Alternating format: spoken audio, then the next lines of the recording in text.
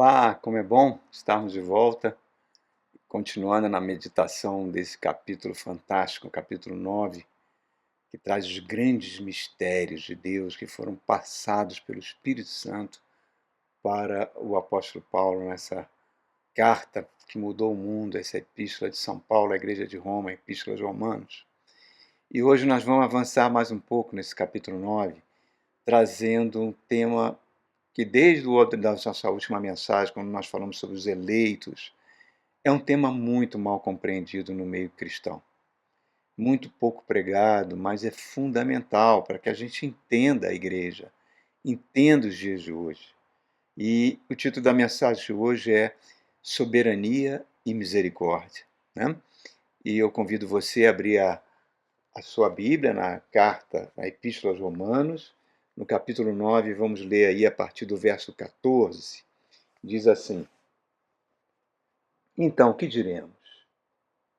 Acaso Deus é injusto? De modo nenhum. Pois ele diz a Moisés: Terei misericórdia de quem eu tiver misericórdia, e terei compaixão de quem eu tiver compaixão. Portanto, não depende do desejo ou do esforço humano, mas apenas da misericórdia de Deus. Pois a Escritura diz a Faraó: Eu levantei exatamente com este propósito, mostrar em você o meu poder e para que o meu nome seja proclamado em toda a terra. Portanto, Deus tem misericórdia de quem Ele quer e endurece a quem Ele quer. Mas alguns de vocês me dirão, então por que Deus ainda nos culpa? Pois quem resiste à sua vontade? Olha, irmãos, nós lemos aqui nesses versos algo muito profundo. Profundo mesmo, porque é o grande mistério da vontade soberana de Deus. Deus é soberano. Deus é o criador da vida. A nossa vida é dele. Toda a vida pertence a ele. Ele é a fonte de toda a vida, né? Então, a sua vontade é soberana. Nós vimos na última mensagem, quando nós falamos sobre a eleição, que é impossível para um ser humano, por mais brilhante que seja a sua mente, compreender as verdades que foram ditas ali em Romanos capítulo 9, que nós pregamos na semana passada sobre a eleição.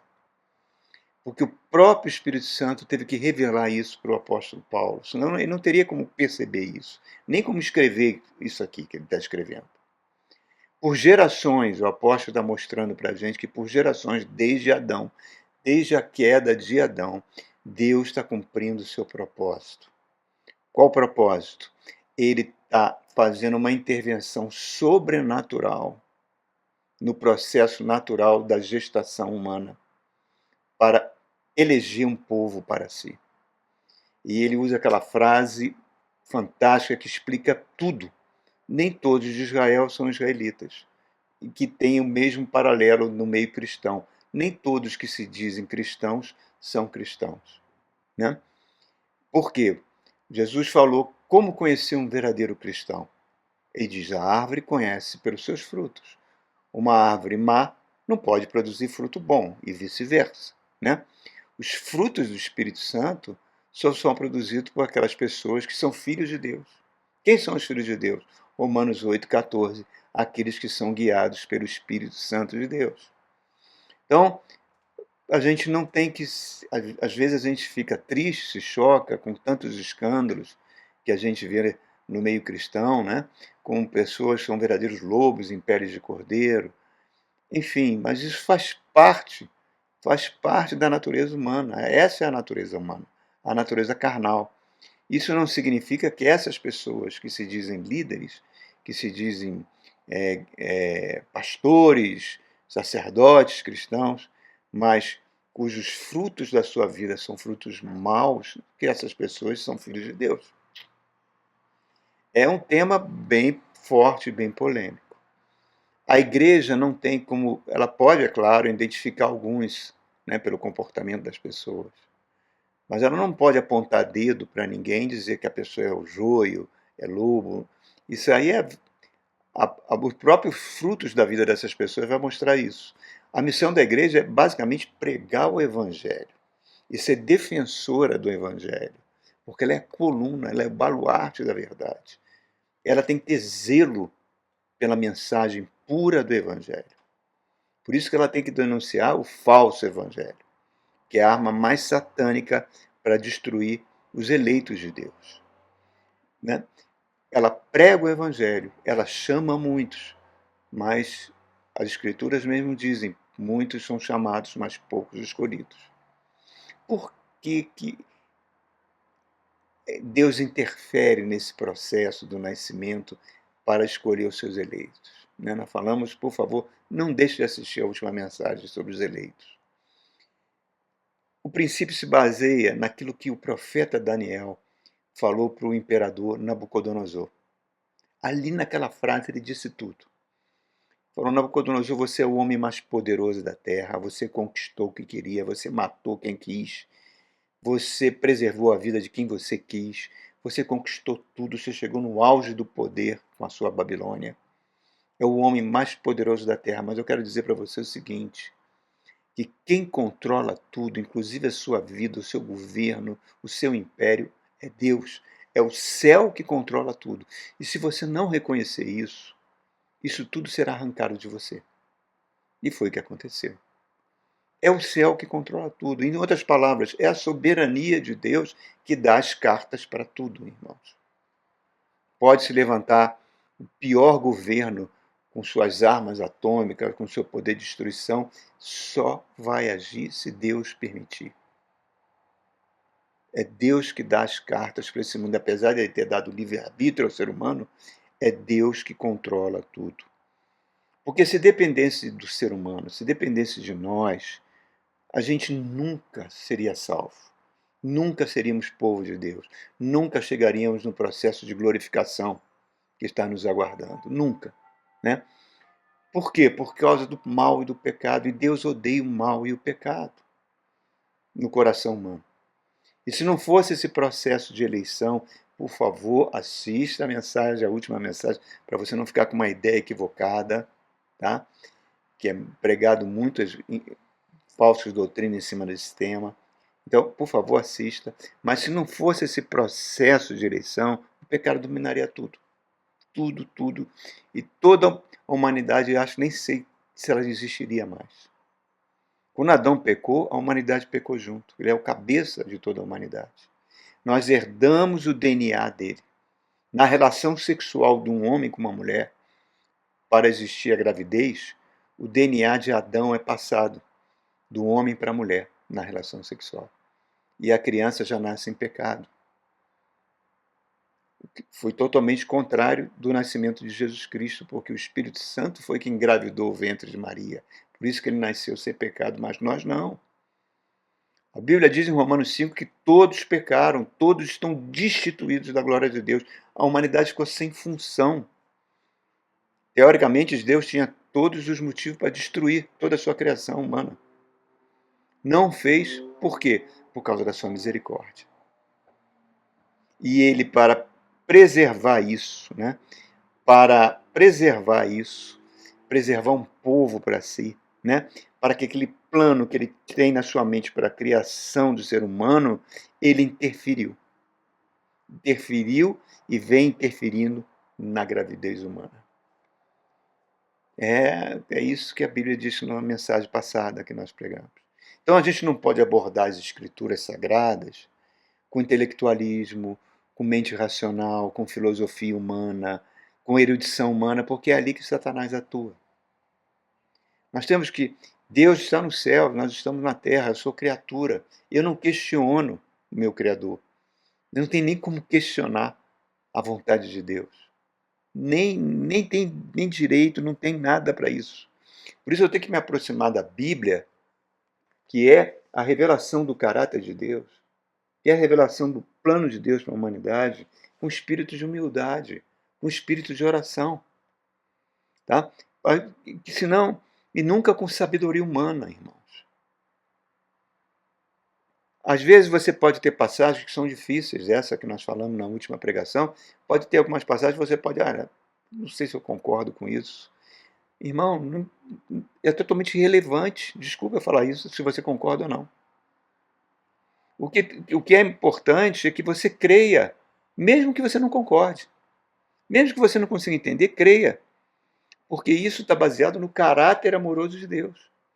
Homens que foram geniais, geniais. Agostinho, Lutero, Calvino, Tomás de Aquino, mentes brilhantes, aproximavam-se das Escrituras Sagradas com completa reverência.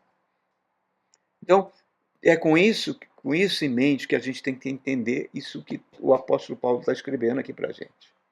Então vamos ler de novo o verso 14 e 15. Vamos ver essa verdade que está sendo escrita aqui, do capítulo 9. Então, que diremos? Acaso Deus é injusto? Lembre-se do contexto disso. Ele está justificando o surgimento de um novo povo de Deus. O judeu que se achava o povo de Deus. Então ele começa a questionar o apóstolo Paulo: será que Deus abandonou o povo judeu? E Paulo diz que não. Mas ele diz por que não? Porque nem todos que se dizem judeus são judeus. Lembre-se sempre disso. O judeu não é aquele que está em aliança com Deus porque fez uma circuncisão no seu pênis. Né? O verdadeiro judeu, a circuncisão é feita no coração, não por intermédio de mãos humanas. Colossenses capítulo 2. É uma ação do Espírito Santo que converte o judeu a Jesus Cristo, o Salvador, o único mediador entre Deus e os homens. Então, nós prosseguindo aqui, ele fala assim, aí ele cita a passagem que está lá em Êxodo, que Deus manda Moisés falar com Faraó, e fala assim: pois Deus disse a Moisés: terei misericórdia de quem eu tiver misericórdia, terei compaixão de quem eu tiver compaixão. Portanto, não depende do desejo ou do esforço humano, mas apenas da misericórdia de Deus. Isso soa mal na mente de muitas pessoas. Isso não é bem recebido por muitas pessoas. Não vou falar só de ateus, não, por muitas religiões não aceitam isso. Né? É como se Deus fizesse acepção de pessoas, e eu estou dizendo que não é isso, irmãos. Deus, sempre o que ele fala, sempre o que ele diz, é ponto final. Ele está dizendo para Moisés: Moisés, o faraó, que é um homem poderoso da terra, eu não dependo de faraó, eu não dependo de ninguém. Eu que sempre tenho a palavra final. Deus é justo, Deus é santo e é reto e ele reina. Tá? Mas, apesar da sua justiça, apesar da sua santidade, de odiar o mal, o pecado, ele tem dois atributos fundamentais: compaixão e misericórdia. Compaixão e misericórdia. Graças que ele tem isso, irmãos. Senão estaríamos perdidos. A compaixão é um sentimento que, quando você vê um sofrimento, aquele sofrimento desperta em você pesar e tristeza. É Jesus chegando no túmulo de Lázaro e vendo as pessoas chorando, sofrendo. Jesus chora junto, mesmo sabendo que ele teria o poder para ressuscitar Lázaro. E a misericórdia é quando você faz algo, quando você age para aliviar o sofrimento de alguém. É isso que Jesus fez, né? Tire a pedra do túmulo, Lázaro, saia para fora. Ele usou de misericórdia. Ele empregou o seu poder em misericórdia para aliviar o sofrimento daquelas pessoas. Foi isso que Deus fez com relação à humanidade. Se Deus usasse apenas o seu atributo de justiça, de santidade, nós estaríamos condenados para toda a eternidade, irmãos. É a sua misericórdia, tá? É a sua misericórdia que entra em ação. Ele é santo, ele é justo, mas ele está dizendo aqui: não sou obrigado a usar de misericórdia para todo mundo. Não sou obrigado. Deus não é obrigado a ter misericórdia de todos. Somente daquelas pessoas que ele se compadece. Ele escolhe. Ele escolhe. É algo que está escrito aqui. Repare, a justiça de Deus faz o sol brilhar para todos. A justiça de Deus faz vir chuva para a terra dos injustos e para a terra dos justos. A justiça de Deus faz que a gente receba a vida, né? Mas a Bíblia, as Escrituras Sagradas, a Palavra de Deus, tanto no Antigo quanto no Novo Testamento, divide a humanidade em dois grupos, irmãos. os que serão salvos e os que não serão. Jesus mesmo fala isso em várias passagens. E isso está acontecendo desde Noé. Na realidade, desde Adão, desde a queda do homem. Reparem, lembra daquela passagem que Deus vai ver o que está acontecendo em Sodoma, que chegou um nível de pecados igual antes do dilúvio, um nível de barbarismo, de pecados, de maldade tanta, e Deus vai ver, verificar isso, e Abraão intercede. Será que se tiver 10 justos em Sodoma, se eu destruiria a cidade? Ele falou, não, por causa desses 10 justos eu vou poupar, eu vou usar de misericórdia. Então Deus não destruiu o mundo porque tem justos, tem povo seu. E ele usa de misericórdia para com toda a humanidade, por causa do seu povo. Deus é um Deus de misericórdia total, porque Deus amou o mundo de tal maneira que deu o seu Filho unigênito, para que todo aquele que nele crê seja salvo. Salvação está aí, porta aberta, basta querer, basta entregar a vida a Jesus Cristo e crer que Ele é o Salvador do mundo, que Ele está vivo, ressuscitou, está à direita de Deus, vai vir reinar sobre todas as coisas. Crer nisso, crer que Cristo, se arrepender dos seus pecados, receber a pessoa do Espírito Santo, se tornar filho de Deus. Isso está aberto. Mas o que é um grande engano, que muitas religiões ensinam, é que Deus é 100% amor, verdade. 100% misericórdia, verdade. Então todos serão salvos. É uma salvação universal. É um universalismo. Se você crê nisso, você está negando as Escrituras. Onde Paulo está dizendo nem todos os Israel são israelitas. Está negando o que ele disse a Moisés. Vou usar de misericórdia para quem eu quero. Estão entendendo, irmãos, como isso é importante compreender isso? Olha o que diz agora o verso 16. Ele fala assim, repetindo ele, que eu já li, vou ler de novo.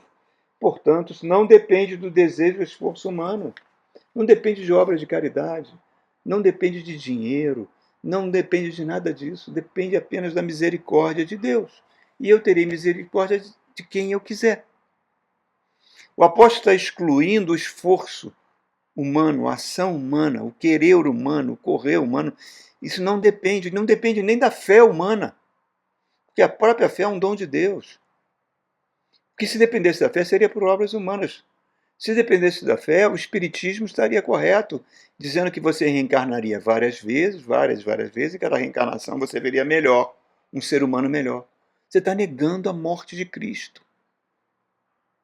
Você está negando toda a obra do Cristo.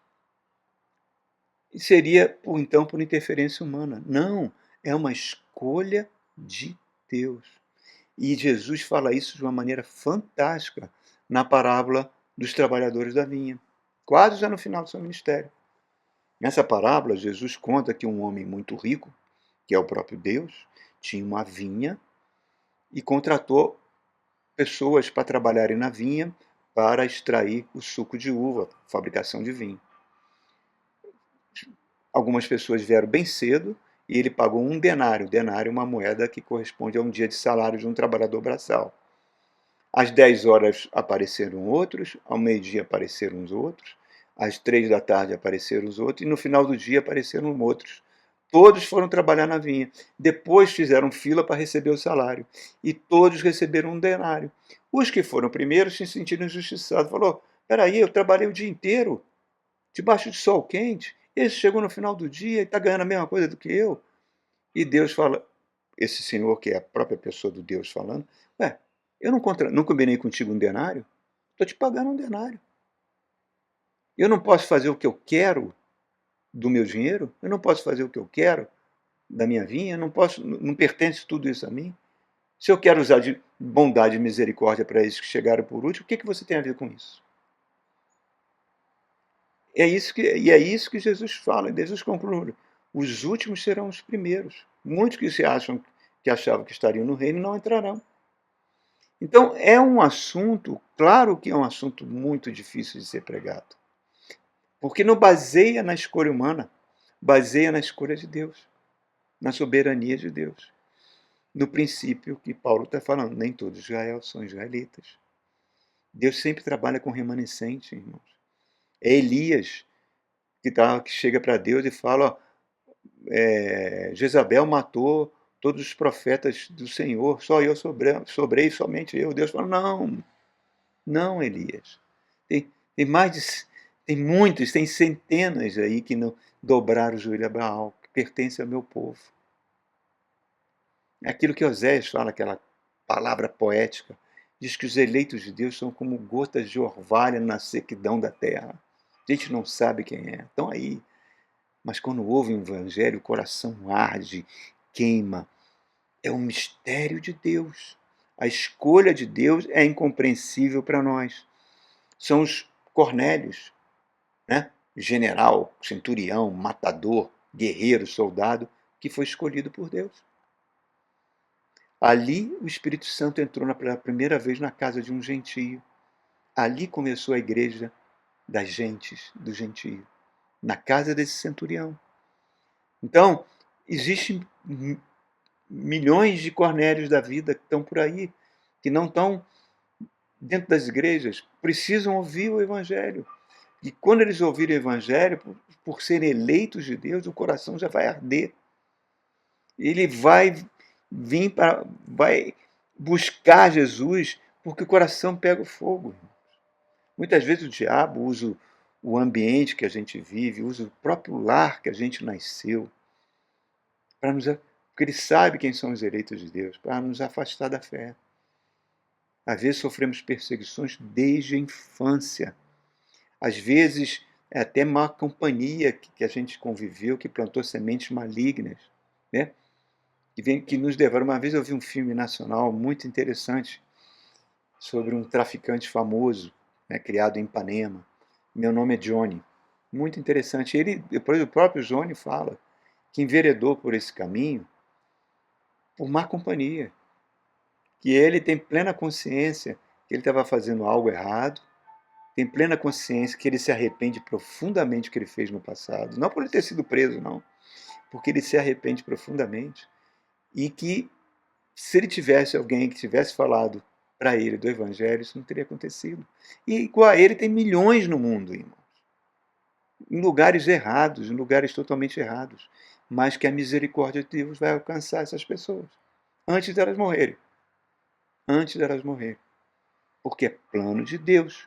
E se é plano de Deus, ele se cumpre. Tá? Então, irmãos, o que as pessoas precisam? Qualquer um, qualquer ser humano precisa da palavra de Deus, pregada no púlpito com pureza, com integridade, porque quando a palavra é pregada de acordo com as escrituras sagradas, sem deturpação, sem sabedoria humana, sem conselhos humanos, sem técnicas de coaching malignas que a gente tem visto em muitas igrejas, sem nada disso, o Espírito Santo pega essa palavra, que é uma espada afiada de dois gumes, que separa a alma do espírito e faz a obra no coração da pessoa. Converte a pessoa. Então, é palavra, irmão. Então, por mais que a palavra seja complexa, muitas vezes para a gente entender, ela carrega no seu bojo o mistério de Deus, o DNA de Deus, formando uma nova raça, um novo povo para Ele. Se baseasse nas nossas obras, nada disso aconteceria, irmãos. Nada disso. Todos estaríamos no inferno. Por isso que Paulo fala em Efésios 2 que Deus já preparou para os seus as boas obras para que a gente andasse sobre elas. Tudo que a gente faz de bom, tudo que a gente faz com amor, tudo aquilo que beneficia o nosso próximo, são boas obras que Deus já preparou de antemão para que a gente andasse nelas. Quer dizer, não depende de esforço humano nenhum. Agora, conclusão disso tudo, a misericórdia de Deus, a justiça de Deus é para todos. Agora, a misericórdia é para alguns. Terei misericórdia de quem eu quiser. É um direito dele de fazer o que quer. Mas a sua misericórdia é tão grande, tão gigantesca, que Jesus está com os braços abertos naquela cruz, recebendo todos aqueles que o querem, que o desejem, que o coração arde com a palavra de Deus. Então, irmão, agora, continuando, Ele que entregou o próprio Filho para nós, para nos salvar. Então a misericórdia dele é imensa. É a razão de não sermos consumidos. Se renova todo dia, como diz Jeremias. Olha o verso 17. Pois a Escritura diz a Faraó, diz lá em Êxodo, né?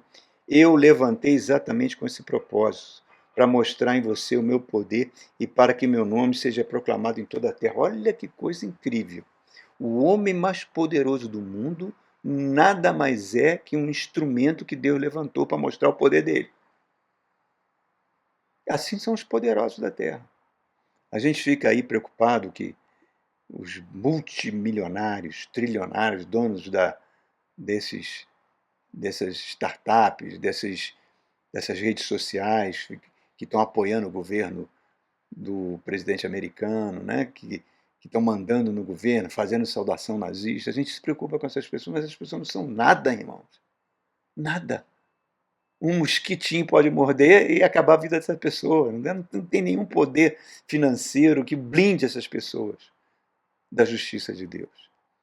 E a gente tem que ter temor de Deus, buscar a presença de Deus, né? Então, Paulo está falando a sua palavra, ele está trazendo uma revelação de Deus, não vem da cabeça dele. Isso que ele está dizendo não vem da cabeça dele. Com esse propósito eu levantei a Faraó.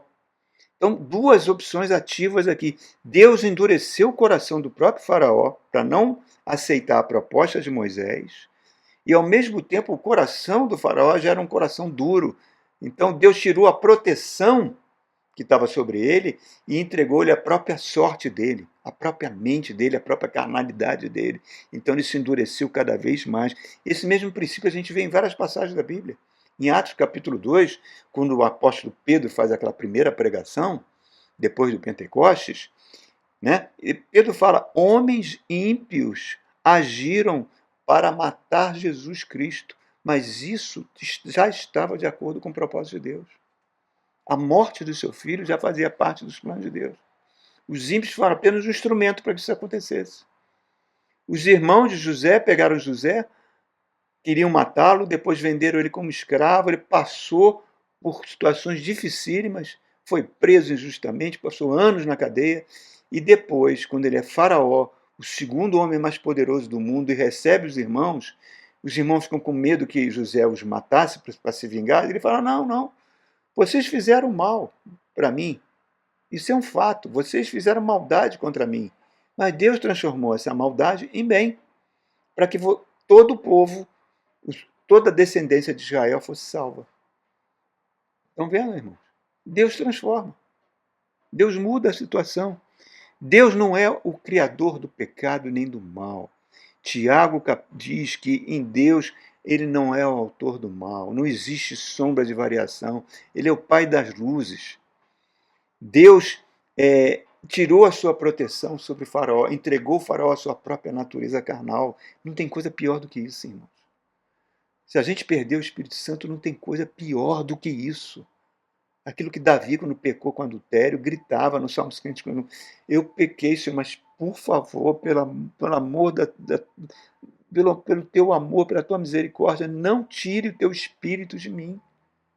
Que é a pior coisa que pode acontecer, né? É a gente, nosso coração, ser um coração incrédulo e vai endurecer, entregue a própria natureza carnal nossa, que é uma natureza má.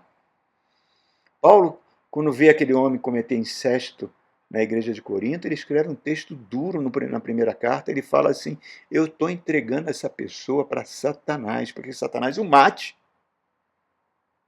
para que o espírito dele seja salvo. Então, isso é uma coisa muito séria. Em Romanos, capítulo 1, a gente vê várias passagens, né? Ele explicando a queda da humanidade por causa da imoralidade sexual, por causa da impureza, por causa de uma disposição mental doentia que existe até hoje, governa esse mundo. Diz lá, Deus o entregou. Deus entregou à humanidade a sua própria impureza, a sua própria sexualidade pervertida. Deus entregou à humanidade a sua própria disposição mental doentia. Por isso que a gente está caminhando para o Apocalipse. Estamos caminhando para lá. O mundo não mudou. O mundo não tem solução para o mundo. O mundo, né, só não vira ainda uma Sodoma e Gomorra no nível totalmente global, porque Deus coloca restrições. Porque tem gente do povo de Deus vivendo nesse mundo. Porque os eleitos estão aí. Então a misericórdia está aí, abrangendo todo mundo. Então no verso 18, quando ele fala assim, ó, portanto, Deus tem misericórdia de quem Ele quer e endurece a quem Ele quer. Está aí. Isso não são palavras minhas, isso são palavras da Bíblia. Endurecer é entregar o ser humano à sua própria natureza. A lei de Moisés, a lei de Deus, ela deu força para o pecado, né? Porque ela trouxe cobiça. Quando você se priva de algo, né? A tua cobiça aumenta, né? Então, reparem, os freios para que a humanidade não se autodestrua ainda estão aqui, mas estão sendo soltos aos poucos. Olha a crise do clima, olha a crise que a gente está vendo aí, né, de armas de destruição em massa, olha as coisas que estão, não precisa nem ficar falando, né, deturpando todo o pensamento das pessoas. Paulo fala lá em 2 Timóteo que os homens vão ser parricídios, que a pedofilia vai crescer, que professores serão espancados, você está vendo crianças que vão meter medo nos pais. É isso tudo que está acontecendo, irmãos. Tudo acontecendo. Então, o que a igreja tem que fazer? Denunciar o pecado, denunciar e pregar o evangelho, exortar. Nunca esquecer que nós somos servos de Deus. Servos inúteis, como diz Jesus. Lá em 2 Coríntios, capítulo 4, verso 1, 2. Eu vou ler. É tão linda essa passagem que eu vou ler. Primeira carta de Paulo aos Coríntios, capítulo 4. Os 2 primeiros versos, fala assim, ó. Portanto, que os homens nos considerem como escravos de Cristo e encarregados dos mistérios de Deus. O que se requer desses encarregados é que demonstre fidelidade. Fidelidade à palavra, fidelidade ao Evangelho, fidelidade a Jesus Cristo, fidelidade ao nosso Deus, pregando a verdade. Isso é a verdade, irmãos. É a verdade. A expressão que tem aí, que está por detrás, Paulo usa uma palavra grega para servos, que é hipérites. Hipérites eram os remadores dos barcos que levavam os capitães para as cidades, que traziam donativos, gêneros, e toda a cidade corria para receber aquelas autoridades, né, que traziam benefício para a cidade, e os hipérites pegavam os seus remos, abraçavam, ficavam humildes ali para que os capitães fossem honrados. É isso que está aqui. O pastor nada mais é, irmãos, que um escravo de Jesus Cristo, né? Ele é como se fosse aquele cachorrinho, desculpe usar esse termo, mas é exatamente isso, que vai atrás das ovelhas latindo para que as ovelhas voltem para o redil. É essa a função.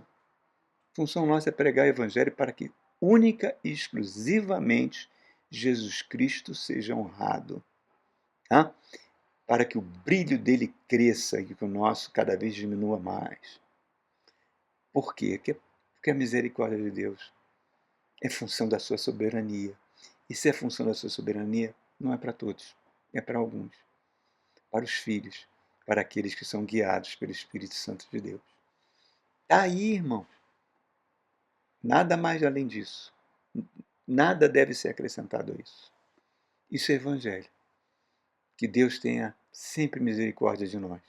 E que essa misericórdia se renove na sua vida todos os dias, enquanto estamos aqui. Amém? Deus te abençoe e até o nosso encontro sobre esse tesouro que é a Epístola de São Paulo aos Romanos. Fique com Deus, queridos.